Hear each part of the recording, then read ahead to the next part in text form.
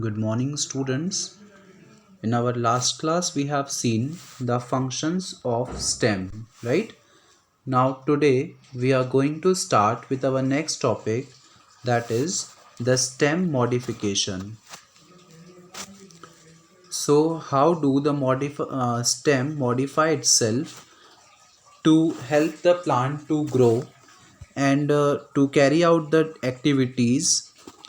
That all we are going to discuss now. Okay, so first of all, the first point given here is for support. Okay, so the stem modify itself to support the plant. For support, the stems of certain plants are modified to perform special functions. Stem gives support to the plant. जो stem होती है वो अपने आप को modify कर देती है बहुत सारे अलग अलग फंक्शंस परफॉर्म करने के लिए, बट जो सबसे बेसिक फंक्शन होता है किसी भी स्टेम का वो क्या होता है? प्लांट को सपोर्ट प्रोवाइड करना, क्योंकि हमको पता है कि जो स्टेम होती है that is the backbone of the plant. Plants like gourd, grapevine and passion flower have weak stems.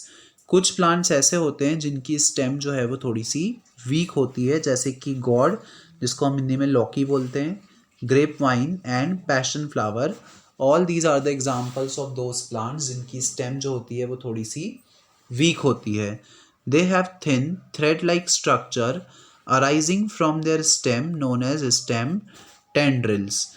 सो उनका एक थिन स्ट्रक्चर होता है, एक थ्रेड लाइक स्ट्रक्चर, पतला सा बिल्कुल स्ट्रक्चर होता है एक धागे जैसा, जो कि उनकी स्टेम से निकला होता है, जिसको हम क्या बोलते हैं? Stem tendrils, right.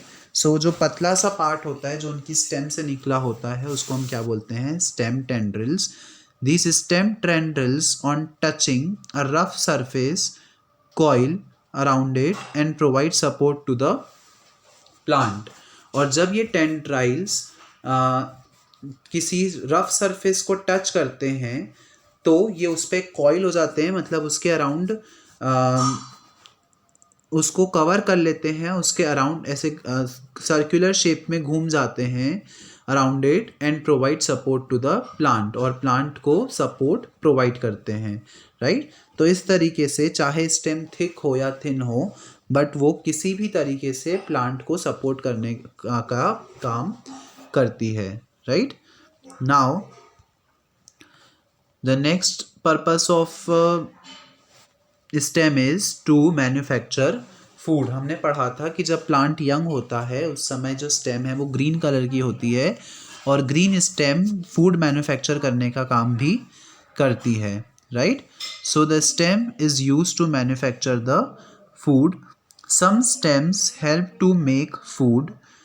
The leaves of the cactus plant are modified into spines so as to prevent the loss of water from the surface of the leaves, right. कुछ स्टेम्स जो होती हैं वो फूड प्रिपेयर करती हैं जब तक वो ग्रीन कलर की होती हैं तब तक. The leaves of cactus plants are modified into spines. हमको पता है कि जो कैक्टस होता है जो कि डेजर्ट में उगता है, कैक्टस की जो लीव्स होती हैं वो स्पाइंस बन जाती हैं. सिंस उनको एडिक्वेट अमाउंट में वाटर नहीं मिल पाता है तो वो स्पाइंस का शेप ले लेती हैं, मतलब कांटों का शेप ले लेती हैं, ताकि वो वाटर के लॉस को प्रिवेंट कर सके, ताकि वो अपने अंदर से वाटर के लॉस को रोक सके, right. This is because the cactus grow in the desert where there is scarcity of water, right. ऐसा क्यों होता है? क्योंकि कैक्टस डेजर्ट रीजन में उगता है और वहाँ पे पानी की बहुत कमी होती है, इसलिए प्लांट्स के लिए ज़रूरी है कि वो अपने अंदर के वाटर को प्रिवेंट करके रखें, बचा के रखें और उसके लॉस को रोकें, और इसीलिए जो लीव्स हैं वो स्पाइंस का शेप ले लेती हैं to avoid the loss of water. The stem of the cactus plants are green and fleshy. Cactus plant की जो स्टेम्स होती हैं वो कैसी होती हैं? ग्रीन कलर की होती हैं एंड फ्लैशी होती हैं, मतलब थिक होती हैं, और उसके अंदर मिनरल्स और जो फूड है वो एब्जॉर्ब्ड रहता है, एंड कैरी आउट फोटोसिंथेसिस.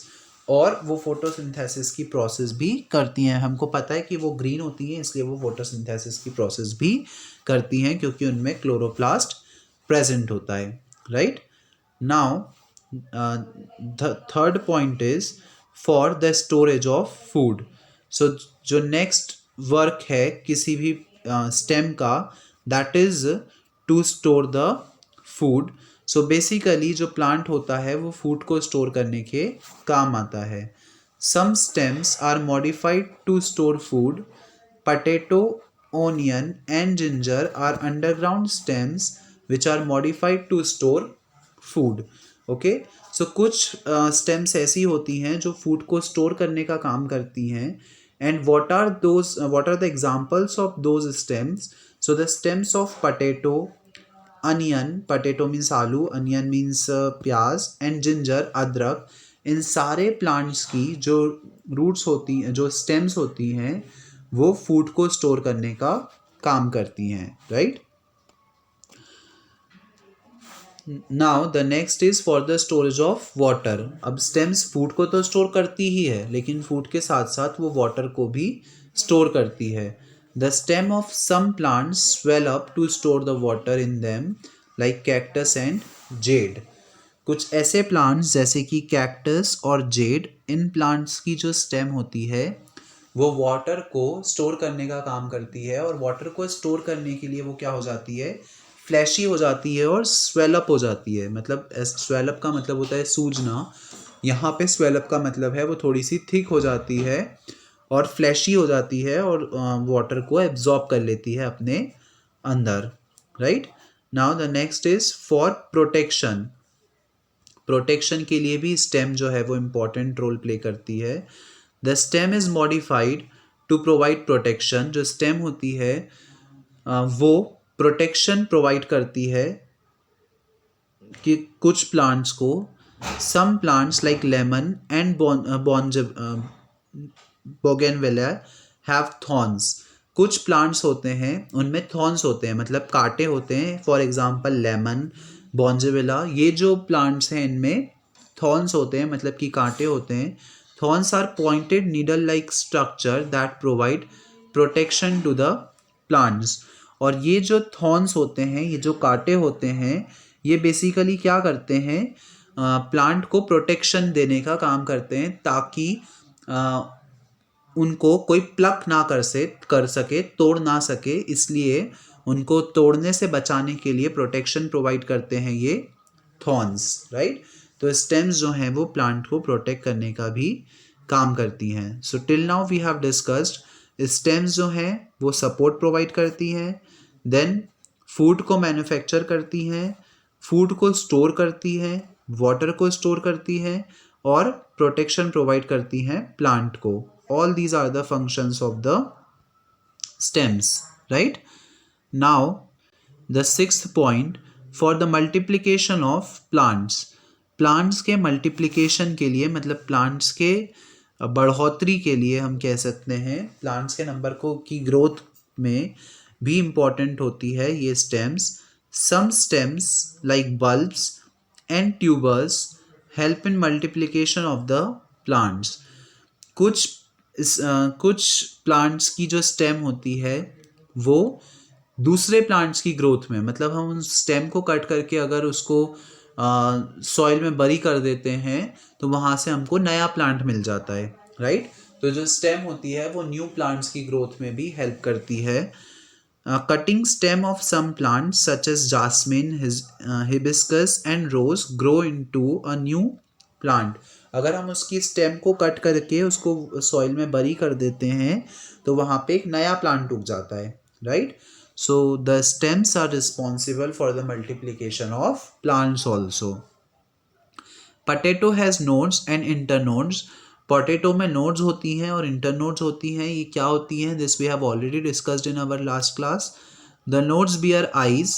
जो nodes हैं ये आपने देखे होंगे, इस तरीके के जो potato होते हैं, basically these are the nodes and internodes, right? जिसको हम बोलते हैं कि उनकी ये they are bearing the eyes, right?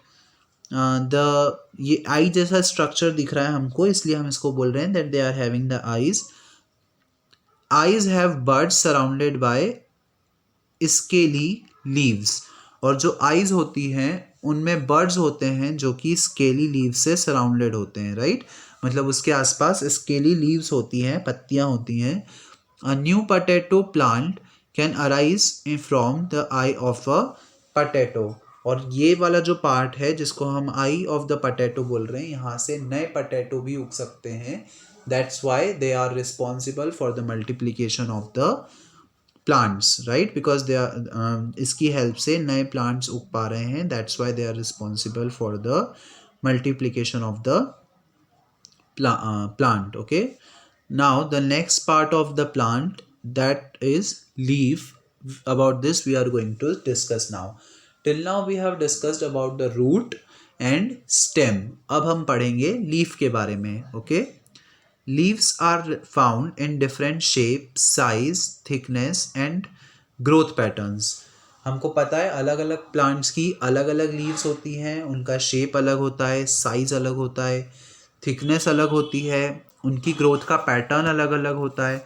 कुछ प्लांट की लीव्स बहुत जल्दी ग्रो करती हैं, कुछ प्लांट की लीव धीरे धीरे ग्रो करती हैं, तो सबका अपना एक पैटर्न होता है, right. Leave is flattened, leave जो होती है वो फ्लैटन्ड होती है, पतली सी होती है, ग्रीन कलर की होती है, ग्रीन कलर का स्ट्रक्चर होता है, which arises from the nodes of the stem और इट्स ब्रांचेस। और ये कहाँ से उगती है? स्टेम्स और ब्रांचेस की नोड से। हमने पढ़ा था कि वो पार्ट जहाँ से नई लीफ उगती है उसको हम क्या बोलते हैं? Node, right. सो जो लीव्स होती है वो कहाँ से उगती है? नोड से उगती है। The green colour of the leaves is due to the presence of a substance called chlorophyll. और ये तो हम कब से पढ़ते हुए आ रहे हैं कि जो लीव्स का ग्रीन कलर होता है that is basically due to a pigment, and that pigment is called as chlorophyll, right. So leaves का जो ग्रीन कलर होता है वो एक पिगमेंट के कारण होता है, और उस पिगमेंट को हम क्या बोलते हैं? क्लोरोफिल।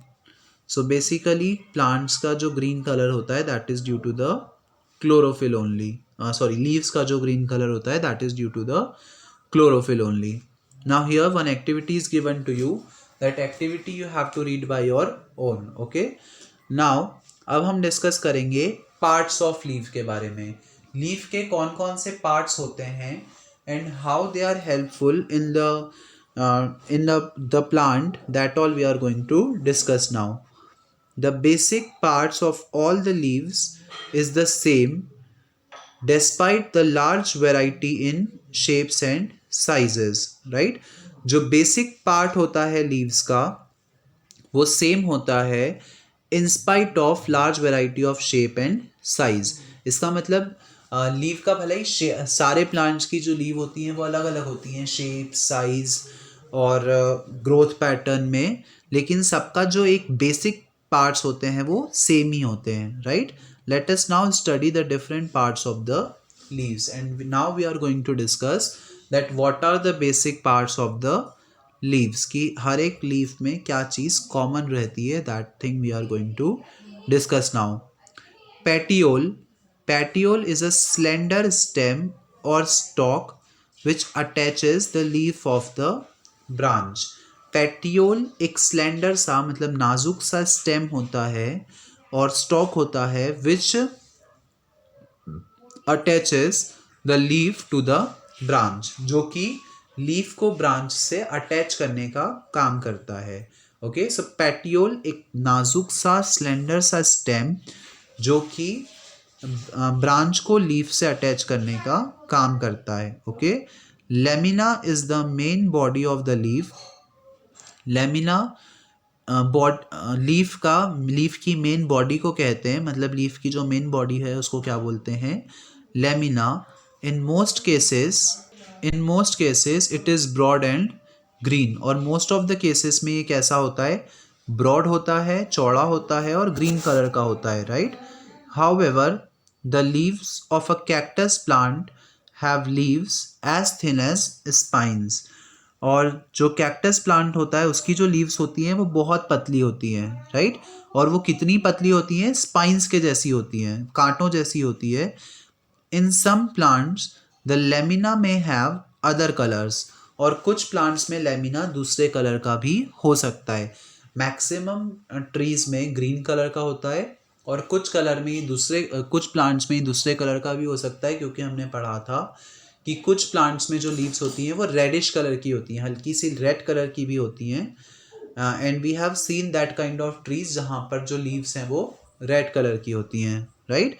तो वहाँ पे लेमिना भी दूसरे कलर का होता है, like purple white mixed with green, और ग्रीन के साथ पर्पल कलर हो सकता है, वाइट कलर हो सकता है।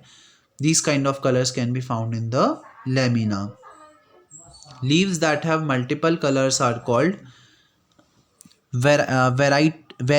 variegated leaves. Okay, ऐसी leaves जिनके multiple colors होते हैं, बहुत सारे अलग अलग colors होते हैं, उसको हम क्या बोलते हैं?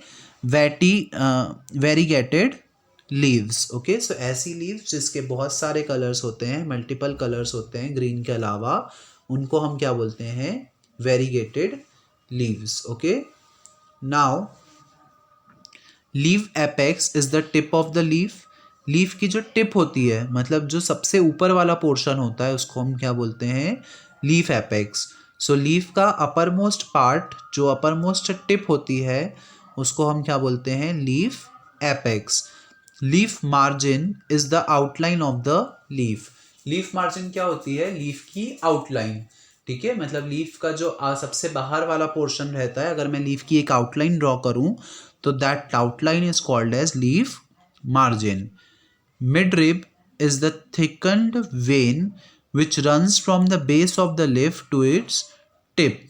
हम देखते हैं एक लीफ में इस तरह की ये जो लाइंस होती हैं, राइट, ये जो थिक पार्ट होता है जो कि बॉटम से टॉप तक जाता है, इस तरीके से आप देख सकते हैं। ये जो थिक पार्ट होता है, this thick part is called as mid rib. Okay, इस थिक पार्ट को बोला जाता है मिड रिब, जो कि लीफ के बॉटम से टॉप तक जाता है। सो ये एक थिकन्ड वेन की तरह होता है जो कि बेस से टिप तक जाता है। Mid rib end veins help in transporting water and minerals to every part of the leaf and transporting food from leaf to other part of the plant.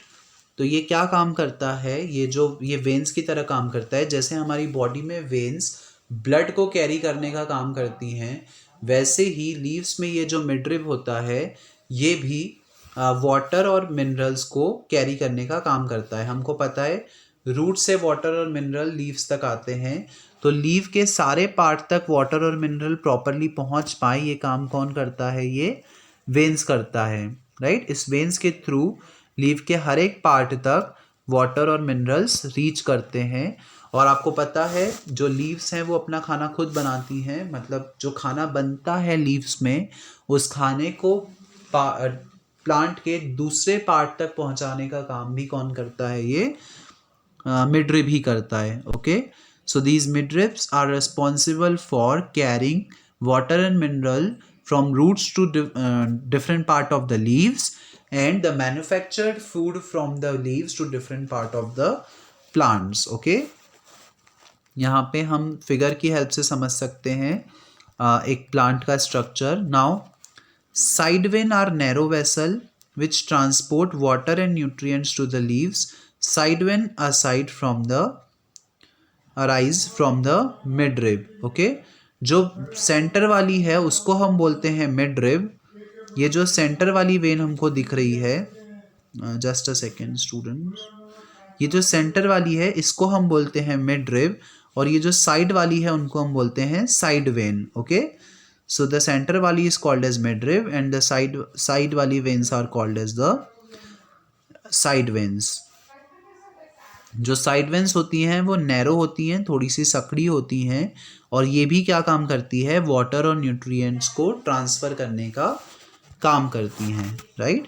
So picture की help से अगर हम समझें, so here petiole, stipules, blade, midrib, vein and small netted vein, all these are the parts of the leaf that we have already discussed. आप उसको देख सकते हैं in the figure, right? So these are basically the different parts of the leaves. Venation in leaf. Leaf में venation कैसे होता है, that we are going to discuss now. The pattern design that veins form in the leaf is called as leaf venation. एक pattern और design जो Wien बनाते हैं leaves में, आपको पता है ना, जो एक लीव्स के ऊपर एक पैटर्न बनता है जो कि वेन्स के द्वारा बनाया जाता है, और उस पैटर्न को हम क्या बोलते हैं, leaf venation. There are two kinds of venation, दो टाइप के वेनेशन होते हैं basically. First one is reticulate venation. The vein from a net like design और both sides of the midrib. The plants with tap root system show reticulate venation, for example venation of people and mango leaves. हमने देखा है leaves का generally जो इस तरह का structure होता है जिसमें एक मिडरिब होती है और आसपास में साइड वेन्स होती हैं इस तरीके से. सो ये वाला जो स्ट्रक्चर है इसको हम बोलते हैं रेटिकुलेट वेनेशन. ओके, इस तरह की जो लीव्स होती हैं, इस तरह का जो वेनेशन है वो हमको किन प्लांट्स की लीव में मिलता है? हमने ऐसे प्लांट जिनकी टैप रूट होती है उन प्लांट्स में हमको इस तरह का वेनेशन देखने को मिलता है. For example peepal, mango etcetera. Tap root हम ऑलरेडी पढ़ चुके हैं इन अवर प्रीवियस लेक्चर्स. ऐसे प्लांट्स जिनकी रूट एकदम स्ट्रेट होती है और थिक होती है उसको हम क्या बोलते हैं? Tap root. Now the parallel venation. Parallel venation का मतलब होता है the veins are parallel to one another. कुछ प्लांट्स होते हैं जिसमें वेन्स जो होती हैं वो एक दूसरे के पैरेलल होती हैं. For example people leaf. अगर आप पीपल की लीफ को देखो तो वहाँ पे वेन्स जो हैं वो एक दूसरे के एग्जैक्टली पैरेलल आपको देखने को मिलेंगी, लाइक दिस, राइट. वहाँ पे एक जिगजैग पैटर्न जैसा बनता है, यहाँ पे एकदम पैरेलल लाइंस हमको मिलती हैं. तो इस तरह के वेनेशन को हम बोलते हैं पैरेलल वेनेशन. और इस तरह का वेनेशन हमको उन प्लांट्स में दिखता है जिनकी फाइबरस रूट्स होती हैं, राइट. तो जिनकी टैप रूट, उनमें हमको ये वाला वेनेशन दिखता है, रेटिकुलेट वेनेशन. और जिनकी फाइबरस रूट, उनमें हमको पैरेलल वेनेशन मिलता है, right. For example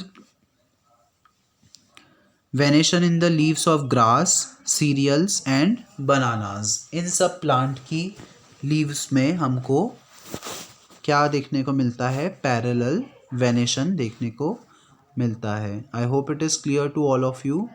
now we are going to start our next topic, that is the function of leaves.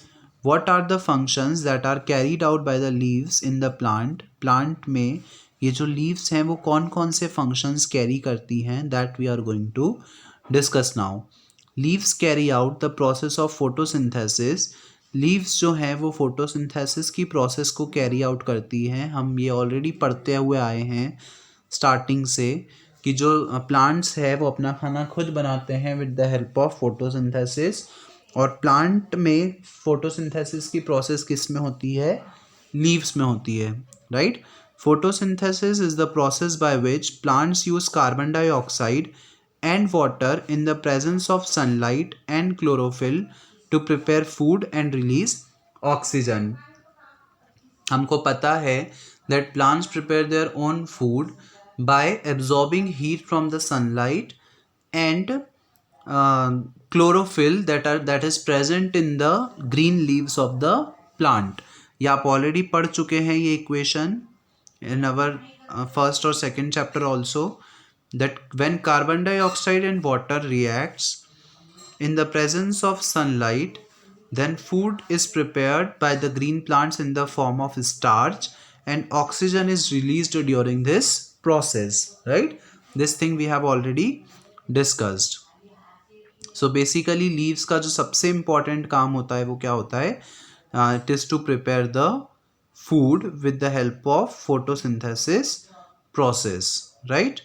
As we can see in this picture also students, that here one flower is given to us. ये इसकी stem हो गई. यहाँ पे ये जो roots हैं, so basically this plant is absorbing, यहाँ से लाइट आ रही है, sunlight. This plant is absorbing the sunlight और कार्बन डाइऑक्साइड भी यहाँ से आ रही है एटमॉस्फेयर से। तो ये जो लीव्स हैं ये सनलाइट और कार्बन डाइऑक्साइड को एब्जॉर्ब करके इस पर फोटोसिंथेसिस की प्रोसेस कर रहे हैं, और फोटोसिंथेसिस की प्रोसेस के बाद लीव्स में फूड प्रिपेयर हो रहा है, that is stored in the leaves in the form of starch, और इसके बाद यहाँ से ऑक्सीजन भी जो है वो रिलीज हो रही है, राइट। तो फोटोसिंथेसिस की प्रोसेस में कार्बन डाइऑक्साइड और सनलाइट की हेल्प से प्लांट अपना खाना खुद बनाते हैं with the help of chlorophyll, and in this process oxygen is released, which we can see here that oxygen is releasing from the plant, right. So this is the basic function of the leaf. So that's all for today's class, student. The further topics we will study in the next lectures. Thank you.